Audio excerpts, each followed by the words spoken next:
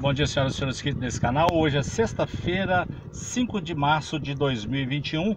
E aí, depois do rap da Uber da 99, eu trago uma matéria que saiu aqui hoje no CNN Business, com esse título aqui: ter motorista CLT no Brasil tiraria 10 bilhões em valor de mercado da Uber. Essa matéria aqui traz aqui um monte de atrapalhadas, declarações mentirosas da Uber, que eu gostaria de compartilhar nesse canal. Essa matéria aqui é assinada por Tamires Vitório, CNN Brasil, com data de hoje.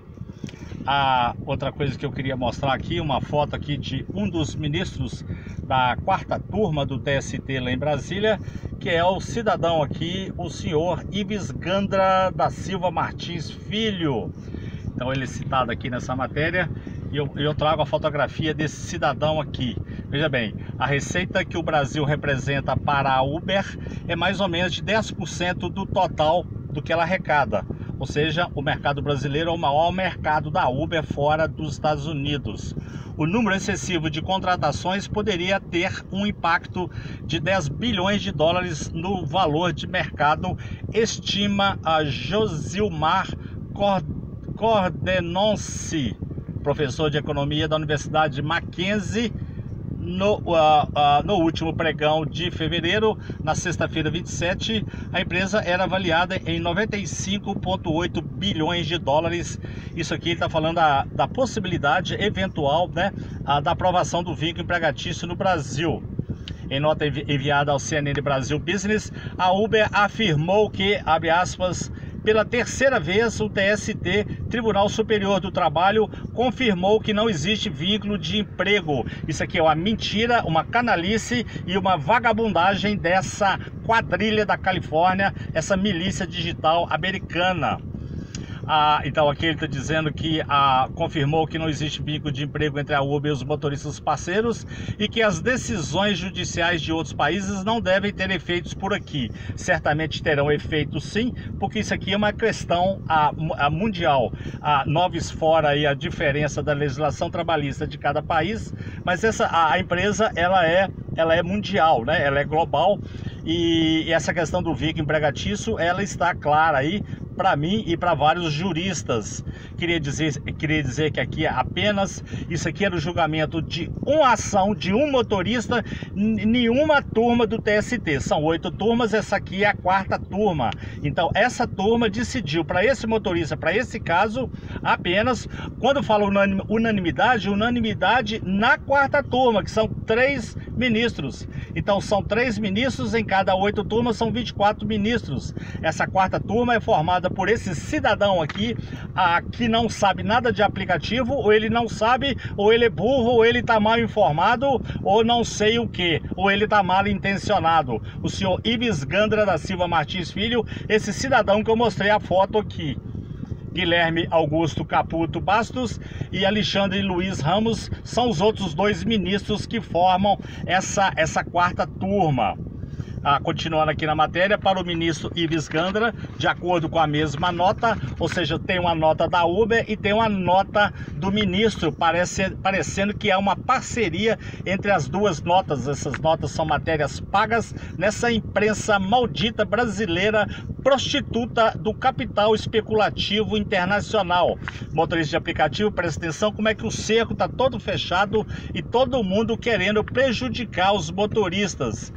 O ministro afirma que os motoristas parceiros que utilizam a plataforma da Uber para gerar renda, eu não sei que renda, viu, senhor ministro, porque tá pipocando de manifestação Brasil afora aí, eu acabei de postar aqui agora no meu canal, viu? Os motoristas têm autonomia e flexibilidade, não tem coisa nenhuma. Isso aqui é uma serviguice, uma irresponsabilidade desse ministro que não sabe o que fala. Essa declaração é inverossímil e não guarda nenhuma vinculação com a verdade. Já que existe autonomia ampla do motorista para escolher dia, horário e forma de trabalhar, podendo desligar o aplicativo a qualquer momento e pelo tempo que entender necessário, sem nenhuma vinculação a metas determinadas pela Uber. Isso aqui é uma molecagem desse ministro irresponsável que deu essa declaração infame. né? Tá aí os motoristas que sabem, eu tô aqui cheio de prints que eu poderia eventualmente esfregar na cara desse ministro, né? Quando o motorista aí, vocês recusam aí a corrida na favela, o que que acontece? Recusou a corrida, né? Você é punido, é suspenso, né? Quando você tem uma taxa de aceitação baixa, porque tá aceitando poucas corridas, você é suspenso, não é mesmo? E eu recebo esses prints aqui do Brasil inteiro. Agora veja bem, mais vagabundagem aqui, mais molecagem. Um projeto de lei PL de autoria da deputada federal Tabata Amaral, do PDT de São Paulo, propõe um regime parecido com o britânico para regular a prestação de serviço dos motoristas com as plataformas. O PL 3748/2020 prevê a estipulação de um valor por hora. Para esse modelo híbrido acontecer no Brasil, a alteração legal precisa ser feita urgentemente, afirma um advogado aqui. Queria dizer que essa irresponsável dessa deputada aqui, não sei se está coliada com essa quadrilha da Califórnia, propondo essa vagabundagem aqui de uma terceira via, ou o que eu chamo aqui de meia sola, né? Na verdade, esse projeto aqui tira direitos, garantias dos motoristas. Então, motoristas de aplicativos se oponham a essa imbecilidade desse projeto de lei dessa deputada irresponsável chamada Tabata Amaral. Tá? A Uber gastou 205 milhões de dólares nos Estados Unidos na aprovação da proposta 22, exatamente para poder retirar direitos dos motoristas. Continuando aqui a matéria, o vídeo vai ficar um pouco mais extenso, mas eu precisava explorar esse assunto. Se colocar em cargos sociais como INSS, o salário do trabalhador, CLT, aumenta o custo da empresa em 72%. Isso fará com que as corridas fiquem mais caras. Eu já falei aqui, fica mais caro, o cliente volta para o táxi. É por isso que essa organização criminosa da Califórnia não quer o vínculo de emprego. A Uber, então, teria duas opções: repassar o valor para o trabalhador, que passaria a receber menos dinheiro. Receber menos dinheiro como, né, motorista? Se você já está sendo esfolado aí, né, com essas tarifas irrisórias. Ou para o consumidor, que vai pagar mais caro. Isso aqui é a afirmação aqui do cidadão aqui. E repassar o preço ao consumidor vai ser difícil, e o táxi voltará a ser a opção mais atrativa, é o que eu tenho afirmado aqui nos últimos anos. Se a empresa fosse obrigada a realizar contratações do dia para a noite, outro problema poderia acontecer. Isso poderia forçar o aplicativo a descontinuar o negócio no país, deixando ainda mais pessoas desocupadas. Eu já falei isso aqui, que na hora que aprovar o vínculo de emprego, no outro dia essa quadrilha volta para a Califórnia, de onde ela nunca deveria ter saído.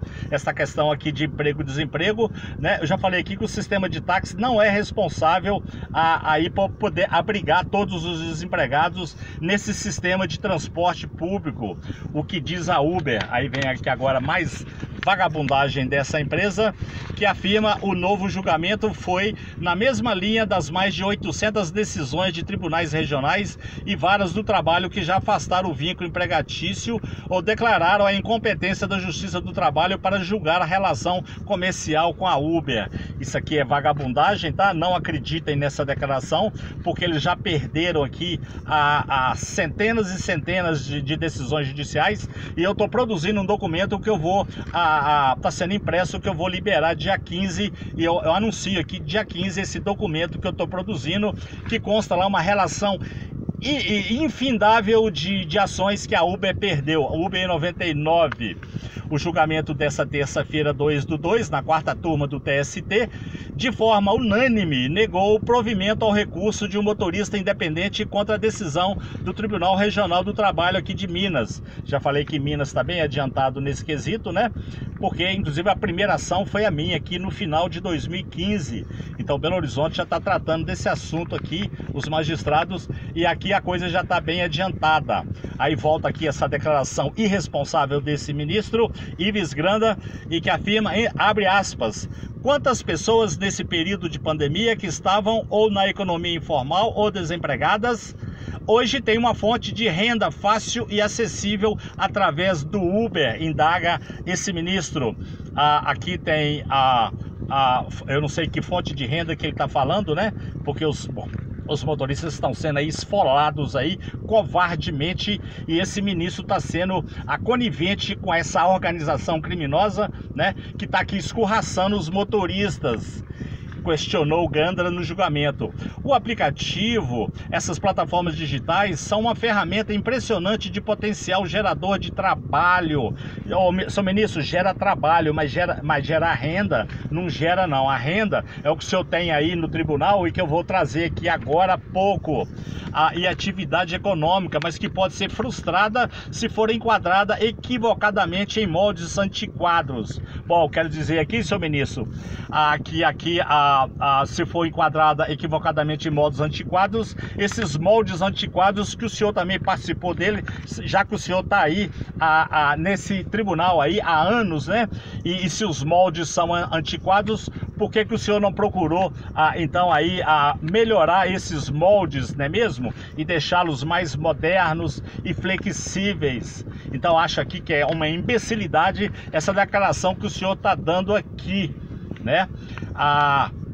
Então vamos lá, motorista de aplicativo, gostaria de esclarecer o seguinte: você está trabalhando aí, pagando um preço absurdo pelo combustível, né? Para poder pagar os impostos, para poder pagar o salário, que aqui o salário dos ministros do TST, aqui anunciado no dia 3 de janeiro do ano de 2019, constava um valor de R$ 37.328,65. Então você está sendo esfolado aí, né? E esse ministro aqui, irresponsavelmente, dando essas declarações aqui infames. Queria dizer que essas posições lá do tribunal são turmas diferentes, onde os ministros, por ideologia política, uns de direita e uns de esquerda, né? Os de direita, a princípio, contra o vínculo, e os de esquerda a favor do vínculo. Então isso aqui é uma questão de ideologia, e os governos irresponsáveis, tanto estaduais, municipais e federais, não intervêm nessas plataformas, porque a princípio elas são geradoras de emprego, o que é uma falácia. O vídeo então ficou aí em 12 minutos, mas se você gostou das informações, deixe seu like, podendo por gentileza inscreva-se nesse canal. Tenha um bom final de semana, se isso for possível. Muito obrigado.